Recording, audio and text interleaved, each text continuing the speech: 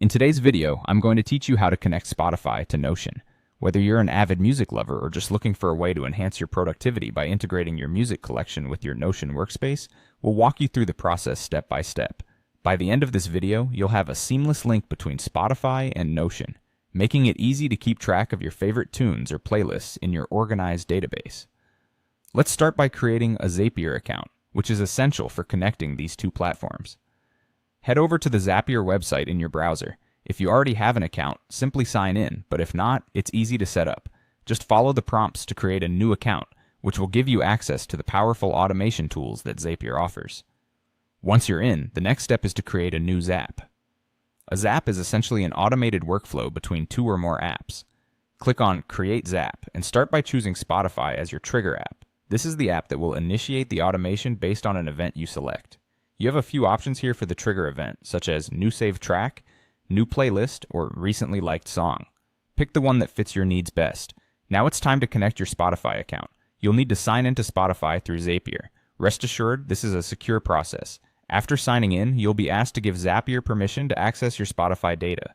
Make sure everything's connected correctly by running a quick test to see if Zapier can successfully retrieve your Spotify information. With Spotify set up, let's move on to choosing Notion as the action app. Click on Plus Add Action and select Notion from the list. This action determines what happens in Notion whenever your trigger event occurs in Spotify. Options include creating a database item, creating a page, updating an existing database item, or adding content to a page. To move forward, you'll need to connect your Notion account. When prompted, sign into Notion and grant Zapier access to the specific pages or databases you'll be utilizing. Keep in mind, if you add new databases in the future, you will have to manually share them with Zapier to maintain this integration. The next step involves mapping your Spotify data to your Notion database properties. This means aligning fields from Spotify, such as track name or artist, with their corresponding properties in your Notion database, like song title or album. This mapping ensures that whenever a Spotify track triggers the Zap, the information is stored accurately in Notion. Before going live, it's crucial to test the Zap. Run a test to simulate the trigger event and verify that a new item appears in your Notion database.